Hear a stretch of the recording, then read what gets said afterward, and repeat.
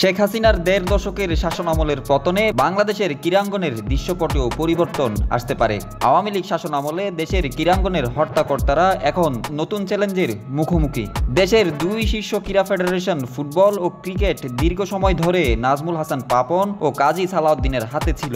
Papon cricket বোর্ডের সভাপতির পাশাপাশি সরকার দলের এমপি এবং ক্রীড়ামন্ত্রীও ছিলেন, তবে এখন তার মন্ত্রিত্ব নেই। বাফুফে সভাপতি কাজী সালাউদ্দিন সরাসরি আওয়ামী লীগের সাথে যুক্ত না হলেও শেখ হাসিনার সাথে তার পারিবারিক সম্পর্ক রয়েছে।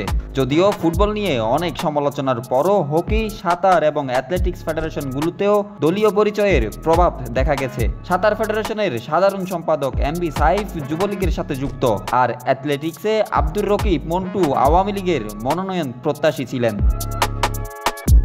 ফেডারেশনগুলোর নির্বাচনে যোগ্যতা ছাড়িয়ে দলীয় পরিচয় বেশি গুরুত্ব পেয়েছে।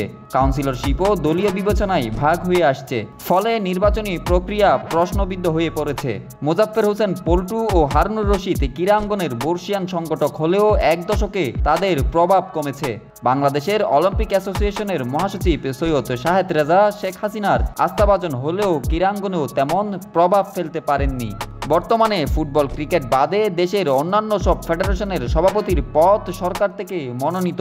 সরকারের পরিবর্তনের ফলে সভাপতির পদে পরিবর্তন আসবে, এটা নিশ্চিত। রাজনৈতিক পালাবদলে ক্রীড়াঙ্গনে পরিবর্তন আসে। ২০০১ সালে বিএনপি সরকার বাফুফের নির্বাচিত কমিটি ভেঙে দিয়েছিল। ভবিষ্যতে ক্রীড়াঙ্গনে কি হবে তা দেখতে হবে। তবে সরকারি হস্তক্ষেপের ফলে ফিফা এবং অন্যান্য আন্তর্জাতিক সংস্থার সাথে সম্পর্কেও প্রভাব পড়তে পারে। Desk report, news now sports.